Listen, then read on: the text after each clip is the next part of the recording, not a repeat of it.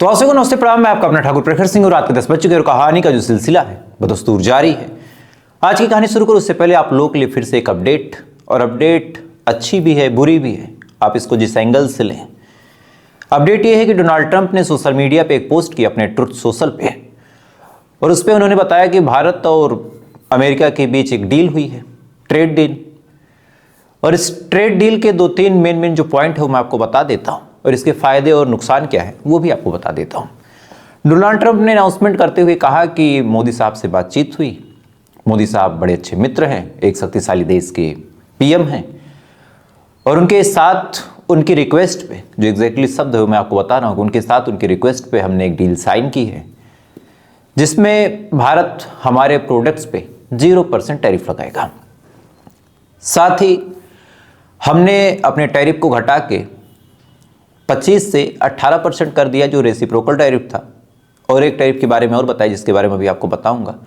और साथ ही अब भारत रशिया से तेल नहीं लेगा, भारत रशिया से तेल ना लेके अमेरिका और वेनेजुएला से लेगा। और इन्हीं तमाम बातों के साथ भारत और अमेरिका के बीच एक ट्रेड डील होती है। अब इसके फायदे क्या हैं? फ़ायदा सबसे बड़ा ये है कि हमारे ऊपर 50% टैरिफ लगा था। पहला 25% जो लगा था वो रशिया से तेल लेने की वजह से एज ए पनिशमेंट लगा था। तो अगर भारत सरकार ये कह रही है कि हम रशिया से तेल नहीं लेंगे तो 25 तो ये गायब हो गया। अब बचा 25% रेसिप्रोकल टैरिफ। तो ये जो रेसिप्रोकल टैरिफ है इसको 25 से घटा के 18 कर दिया, यानी टोटल देखा जाए तो 50% से टैरिफ घट के 18% हो गया। और साथ ही भारत और अमेरिका के बीच ट्रेड डील में जो बाई अमेरिकन एक कैंपेन चला रहा है डोनाल्ड ट्रंप, इसके तहत लगभग 500 बिलियन के सामान हम अमेरिका से खरीदेंगे, और हमारे ऊपर जब टैरिफ कम लगेगा तो भाई साहब हमारी चीज़ें अमेरिका में बिकेंगी। अमेरिका में जब हमारी चीज़ें बिकेंगी तो फिर भारत में डॉलर आएगा, और जब डॉलर आएगा तो फिर डॉलर के मुकाबले रुपया मजबूत होगा। जैसे जब ये ट्रेड डील हुई इसी के जस्ट बाद 110 या 112 पैसे रुपए के दाम बढ़े हैं। मतलब पहले 91 समथिंग पहुंच गया था, 92 तक होने वाला था, लेकिन अब 90 रुपए कुछ पैसे हो गए। तो एक तरह से हमारे जो रुपए की वैल्यू है थोड़ी सी मजबूत होगी। लेकिन नुकसान ये है कि हर चीज़ पैसा नहीं होता। रशिया जैसा अगर हमारा दोस्त है जो कम से कम हर मौके पे, हर मुसीबत में, ऐसे ऐसे मौके पे जब अमेरिका की तरफ से सबमरीन्स आ गए थे भारत को मारने के लिए, हिट करने के लिए, उस टाइम भी रशिया हमारे साथ खड़ा था। साथ ही अभी ऑपरेशन सिंदूर में हमारा जो डिफेंस था, जो हमारा सुरक्षा कवच था, जो हमारा सुदर्शन चक्र था, वो कोई और नहीं था, वो रशिया का ही S-400 था। रशिया हमें तमाम तरह के हथियार देने की बात करता है। अभी ईरान और अमेरिका की जंग होने वाली थी, तो ऐसे हाल में रशिया ने अपने हथियार भर भर के भेजे ईरान के पास। तो एक ऐसा भरोसेमंद दोस्त जो पिछले कई 100 सालों से हमारे साथ दोस्ती की तरफ आगे बढ़ रहा है, हर मौके पे हमारा सपोर्ट करता है, क्या डोनाल्ड ट्रंप के दबाव में आके इस तरह से उससे तेल लेना बंद करना सही होगा या फिर नहीं होगा? इसका जवाब मैं आप पे छोड़ता हूँ। दूसरी बड़ी बात यह है कि 500 बिलियन के सामान तो हम अमेरिका से खरीदेंगे, अमेरिका हमसे कितने बिलियन के सामान खरीदेगा इसके बारे में कोई जानकारी नहीं है। तीसरी बड़ी बात, कृषि के क्षेत्र में अगर अमेरिका का सेक्टर खुल गया तो उससे भारत के किसानों की रोजी रोटी पे पूरी तरीके से लात पड़ जाएगी, क्योंकि वो यहाँ पे एक बार सस्ते दामों पे बेचेंगे, हमारे गेहूं चावल की वैल्यू घटाएंगे, और उसके बाद फिर जब हमारे किसान खेती करना छोड़ देंगे तो फिर उस चीज़ को वो और महंगा करके हमें लूटेंगे। और ये चीज़ इससे पहले एक बार हो चुकी है। इंदिरा गांधी जब प्राइम मिनिस्टर थी तो उस दौरान चावल के नाम पे, गेहूं के नाम पे अमेरिका हमको आए दिन ब्लैकमेल करता था। जो इतिहास पढ़ते हैं उनको ये बात पता होगी। तो ऐसे देश पे भरोसा करना, रशिया जैसे देश का साथ छोड़ना, क्या बुद्धिमानी का समझौता है या फिर नहीं है, ये आप मुझे कमेंट करके बताइएगा। लेकिन ये अपने आप एक बहुत बड़ी अपडेट है जिससे जो व्यापारी वर्ग है खासकर वो प्रभावित होगा। और आपकी क्या राय कमेंट कीजिएगा। बहरहाल अब आज की कहानी की बात करते हैं। आमतौर पे कोई भी हो, एक लड़का एक लड़की एक दूसरे को देखें, पसंद करें, प्यार करें, आदमी सोचता है कि चलो 2-4-6 महीने का अट्रैक्शन है, एक टाइम के बाद ख़त्म हो जाएगा। उसके बाद मान लीजिए रिश्ता 1-2 साल चल गया तो फिर ये लगता है कि चलो दोनों सीरियस है, लेकिन जब बड़े होंगे, जिम्मेदारियां पड़ेंगी, कैरियर अलग अलग होगा, तो ऐसे हाल में फिर अलग हो जाएंगे। अब कैरियर भी डिसाइड हो जाए, फिर ये होगा कि घर वाले नहीं मान रहे, चलो शादी नहीं होगी तो अलग हो जाएंगे। आदमी की जो सोच हो आपको बता रहा हूँ। चलिए मान लीजिए शादी हो जाए और 9 साल तक रिलेशनशिप चले। अब आपके दिमाग में कहीं से भी आ सकता है कि इस 9 साल के रिलेशनशिप के बाद, शादी के केवल 2 महीने बाद पत्नी पति को मार सकती है। अमूमन 90% लोग यही कहेंगे कि नहीं, ऐसा नहीं हो सकता। लेकिन आज जिस कहानी के साथ आपके सामने हाजिर हुआ, इस कहानी को जब आप पूरा सुनेंगे, सुनने के बाद आपके पैरों तले जमीन खिसक जाएगी।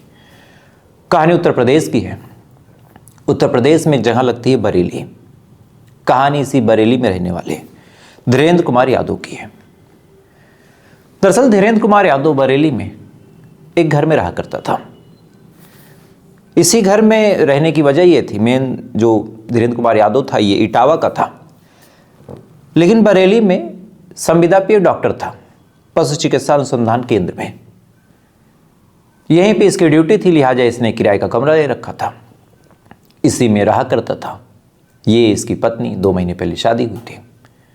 25 जनवरी की बात है। 25 जनवरी को जो पत्नी ज्योति अपने पति यानी धीरेन्द्र कुमार यादव से कहती है कि मैं अपने माँ बाप को बुलाना चाहती हूँ, अगर आपकी इजाज़त हो तो बुला लूँ। पति ने कहा यार पागल हो, तुम्हारे माँ बाप हैं और तुम बुलाना चाहते हो तो इसमें इजाज़त की क्या बात है, बुलाओ उनको। इसके बाद ज्योति बड़ी खुश होती है, अपने पिता को फ़ोन करती है, कहती है कि पापा आप आइए। इत्तेफाक से वो लोग बरेली में ही थे। इसके बाद उसका पिता, उसकी माँ, ये तमाम लोग अपनी बेटी के ससुराल 25 तारीख को पहुंच जाते हैं। पहुंचने के बाद रात में सब लोग खाना वाना खाते हैं। खाना वाना खाने के बाद जो बेटी है वो कहती है कि आज मैं अपने माँ बाप के पास रहूँगी। पति ने कहा ठीक है भाई, कोई बात नहीं, माँ बाप से बातें करूँगी, आप ऑफिस से थक के आए, आप सो जाइएगा। पति सो जाता अपने कमरे में। जो पत्नी है वो अपने माँ बाप के साथ रात, आधी रात तक इन्होंने बातचीत की। फिर सुबह हुई। सुबह होने के बाद आमतौर पे जो पति है वो ऑफिस जाता था, लेकिन 26 जनवरी थी तो ज़्यादा वर्कलोड था नहीं। 6-7 बजे पत्नी उठती है, माँ बाप उठते हैं, माँ बाप को चाय नाश्ता देती है, उसके बाद अपने पति के कमरे में जाती है। जैसे ही दाखिल होती है, चीखते हुए बदहवास बाहर भागती है। चीख पुकार सास ससुर सुनते हैं, वो भी अंदर झांकते हैं।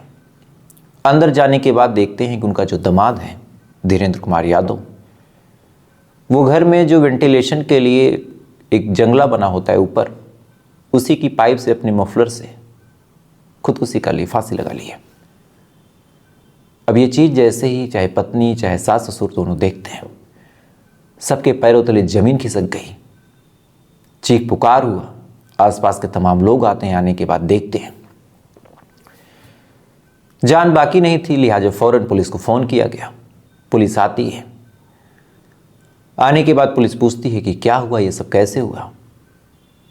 पुलिस जब ये बात पूछती है तो तमाम लोग यही बात बताते हैं कि रात में साहब हम लोग आए थे, हमारी जो बेटी है सो जाती है और सुबह हम ये चीज़ देखते हैं। अब ये बात जब पुलिस वाले सुनते हैं तो उनको भी समझ नहीं आता कि क्या हुआ। लिहाजा उन्होंने कहा कि बॉडी हम अपने कब्जे में लेंगे और पोस्टमार्टम करवाएंगे। पत्नी ने कहा कि साहब अब जान तो चली गई, मैं नहीं चाहती कि मेरे पति की शरीर के साथ चीरफाड़ हो, काटा पीटा जाए। पुलिस ने कहा कि मैडम सिंपल प्रक्रिया है, ये तो होना ही है, सबका होता है, अननेचुरल डेथ है। तो माँ बाप ने कहा ले जाने दो भाई। उसके बाद पुलिस बॉडी को अपने साथ लेके गई, मॉर्चरी भेजा, पोस्टमार्टम हुआ। और जब रिपोर्ट आई तो रिपोर्ट सुनने के बाद पुलिस वाले भी सन्न। दरअसल रिपोर्ट में बस एक ही चीज़ थी कि हैंग करने में जैसा निशान आता है वी मार्क, वो मार्क नहीं था, यू मार्क था। अब ये चीज़ जब पुलिस वालों ने देखी तो बड़ा अजीब माहौल, ना शरीर पे कहीं चोट के निशान, ना ही कहीं कोई और इंजरी, ना ही किसी से कोई लड़ाई झगड़ा, चूंकि पत्नी सास ससुर सब घर में थे। 2 महीने पहले पत्नी से शादी हुई थी, तो आखिर ये निशान कैसे बदल गया। बहरहाल पुलिस वालों ने अब जांच पड़ताल शुरू की। घर में और कोई था नहीं। परिवार वालों से पूछा गया कि क्या आपने किसी की आने जाने की आहट सुनी थी या फिर कोई और। अच्छा कोई आया भी होता तो बड़ा बात ये था कि भाई साहब कम से कम लड़ाई झगड़ा होता, चीख पुकार होती तो पत्नी सास ससुर कुछ सुनते ज़रूर, लेकिन इन्होंने कुछ सुनने से इनकार कर दिया। तो कहीं ऐसा तो नहीं कि इन्होंने कुछ किया। लिहाजा पुलिस वालों ने अब इन तीनों को भी टटोलने की कोशिश की। पत्नी को अलग बुलाया, सास ससुर को अलग, और सबसे अलग अलग पूछताछ। जब सबसे अलग अलग पूछताछ शुरू हुई तो पुलिस वालों ने नोटिस किया कि बयानों में कुछ अलग अलग है, मतलब ये कुछ और वो कुछ और। इसके बाद पुलिस वालों ने तोड़ना शुरू किया, और जब तोड़ना शुरू किया तो ऐसी कहानी पता चली कि इस कहानी को सुनने के बाद प्यार मोहब्बत इंसानियत से आपका भरोसा उठ जाएगा। कहानी 9 साल पुरानी है। दरअसल इटावा में एक लड़का रहा करता था जिसका नाम था धीरेन्द्र कुमार, जितेंद्र कुमार। पढ़ने लिखने में बेहद होशियार, अपने करियर को लेके बड़ा सीरियस। छोटी सी उम्र में इसने तमाम परीक्षाएं दी और बेहद गरीब परिवार का लड़का था, किस्मत इसकी साथ देती है। और IBIR यानी पशु चिकित्सा अनुसंधान केंद्र में इसका सिलेक्शन हो जाता है बरेली में। इसके बाद ये बरेली आके रहने लगा, यहीं पे इसकी जॉब थी संविदा पे। इसी दौरान जहां ये रहता था वहां एक कोचिंग थी। कोचिंग में एक लड़की आया करती थी जिसका नाम था ज्योति। एक दिन ये ज्योति को देखता है, ज्योति से बड़ी पसंद आती है। 2-4-6 दिन देखता है, देखने के बाद बातचीत शुरू करता है। इत्तेफाक से ज्योति ने भी सामने से पॉजिटिव रिस्पॉन्स दिया। इसके बाद धीरे धीरे दोनों के बीच बातचीत आगे बढ़ी। उसके बाद दोनों रिलेशनशिप में आ गए। ये बात लगभग 2015-16 की है। रिलेशनशिप में आने के बाद दोनों एक दूसरे के साथ वक्त बिताते, घूमते फिरते, लेकिन धीरे धीरे दोनों सीरियस जब हुए तब जितेंद्र कुमार यादव ने ज्योति से कहा कि देखो, अगर शादी करनी है तो तुम भी अपने आप को कहीं सेटल कर लो। कुछ कमाओगे तो कम से कम तुम्हारा दबाव मेरे घर पे पड़ेगा कि भाई लड़की भी कमाती है, वेल सेटल्ड है, तो घर वाले जल्दी मानेंगे। ज्योति भी प्यार में एकदम पागल थी, उसको कुछ करना था। लिहाजा ज्योति ने रोडवेज विभाग में आवेदन दिया और कंडक्टर की नौकरी हासिल कर ली, संविदा पे ही। अब कंडक्टर की नौकरी इसे भी मिल गई, इधर ये नौकरी कर ही रहा था। दोनों का रिश्ता जब परवान चढ़ा, 9 साल बीत गए। घर वालों को इन्होंने बताया, घर वालों ने मना किया, लेकिन 9 साल से आपको ये जिद पकड़ लें कि हमको वही चाहिए, तो भाई घर वाले कितना रोकेंगे। दोनों के ही घर वाले मान गए, और मानने के बाद इसी साल 2025 के नवंबर महीने में इन दोनों की शादी हो गई। शादी हुई, शादी होने के बाद जो पत्नी थी घर आती है, यानी इटावा। लेकिन अब चूंकि जो पत्नी थी उसकी भी पोस्टिंग बरेली में, साथ ही जो पति था उसकी भी पोस्टिंग बरेली में। छुट्टी ज़्यादा देर ले नहीं सकते आप, 1-2 दिन 4 दिन। लिहाजा फिर दोनों को वापस आना पड़ा बरेली, और बरेली में आने के बाद दोनों एक कमरे में रहने लगे और जॉब करने लगे। तमाम चीज़ें बिल्कुल ठीक चल रही थी, वक्त धीरे धीरे आगे बढ़ रहा था, शादीशुदा ज़िंदगी बढ़िया चल रही थी। 9 साल से जो ख्वाब इन्होंने देखा था, फाइनली वो ख्वाब पूरा हो गया था। लेकिन इसी दौरान जो जितेंद्र था उसको जुआ खेलने की लत लग जाती है। ऑनलाइन 100 रुपये लगाता, 50 रुपये लगाता, 500 रुपये लगाता। ऐसा ऐसा करके इसने कई बार कई रुपए लगाए, हज़ारों का इसका नुकसान हुआ। फिर इसने पत्नी के गहने वहने भी गिरवी रखने शुरू किए। पत्नी ने पूछा तो इसने कुछ बताया नहीं, लेकिन शुरुआत में नया नया प्यार, पत्नी ने कुछ बोला नहीं। अब गहना वहना भी जब गिरवी रख दिया, उसके बाद उस पैसे को भी जुए पे लगाया, वो भी हार गया। अंत में 20,000 रुपये जो पत्नी की सैलरी थी वो मिली, उसको भी इसने जुए पे लगा दिया, वो भी हार गया। धीरे धीरे करके इसका हाल ऐसा था कि ये चाह रहा था कि सब कुछ बेच के मैं जुआ खेल जाऊं, और ये चीज़ पत्नी को पसंद नहीं आई। पत्नी ने समझाया, वो सुना नहीं। लिहाजा पत्नी ने एक साजिश रची। प्यार वाला रिश्ता था, छोड़ सकती नहीं थी। लिहाजा उसने अपने माँ बाप से संपर्क किया और पूरी बात समझाई कि ऐसे ऐसे बात है पापा, क्या किया जाए। माँ बाप यानी कालीचरण और चमेली और बेटी ज्योति तीनों मिलकर एक खतरनाक प्लान बनाते हैं। प्लान के तहत 25 तारीख को कालीचरण चमेली अपनी बेटी के ससुराल यानी जहाँ किराए के कमरे पर रहता है वहाँ जाते हैं। वहाँ जाने के बाद फिर दोनों रात में रुकते हैं। जानबूझ के ज्योति कहती है कि मुझे अपने माँ बाप के पास सोना है।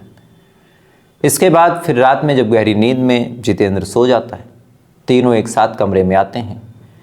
एक हाथ जो कालीचरण है वो पकड़ता है, एक हाथ माँ पकड़ती है, दूसरा हाथ जो ज्योति है यानी जो पत्नी, जो 9 साल का प्यार था, वो पकड़ती है। उसके बाद सीने पे बैठती है, बैठने के बाद गला दबाना शुरू करती है। क्योंकि इनकी पूरी साजिश ये थी कि शरीर पे अगर एक भी नाखून या फिर एक भी खरोच लग गई तब बात बिगड़ जाएगी।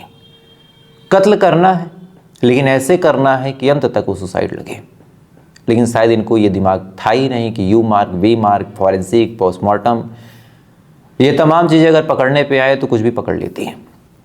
लिहाजा इन्होंने पूरी प्लानिंग के तहत गला घोटा, गला घोट के कत्ल किया। कत्ल करने के बाद फिर इन्होंने एक मफलर निकाला, मफलर को गले में डाला। पिता स्टूल लगाता है, लगाने के बाद स्टूल पे चढ़ता है, दामाद की लाश को ऊपर टांगता है, स्टूल को गिरा देता है। उसके बाद वहाँ से लोग बाहर आते हैं, रात भर इंतजार करते हैं, सुबह हो हल्ला करते हैं। लेकिन पुलिस वालों ने जब जांच पड़ताल शुरू की थी तो शुरुआत में स्टूल के गिरने की जो पोजीशन थी उसको लेके भी डाउट हुआ था। साथ ही अलग अलग और जो सर्कमटेंशियल चीज़ें थी उनसे भी डाउट हुआ था। लेकिन केस इतना सेंसिटिव था कि डाउट किस पे करते पुलिस वाले। लिहाजा थोड़े वक्त तक तो इस केस पे पर्दा पड़ा रहा, लेकिन पोस्टमार्टम रिपोर्ट ने पूरी गुत्थी खुला के रख दी। खैर, तो आप सोच के देखिए इसमें आप किसकी गलती देंगे? 9 साल के प्यार करने वाली उस लड़की की जिसने कत्ल किया, या फिर जितेंद्र की जो अपनी गृहस्थी को खुद ही उजाड़ रहा था, सारी चीज़ों को बेच रहा था?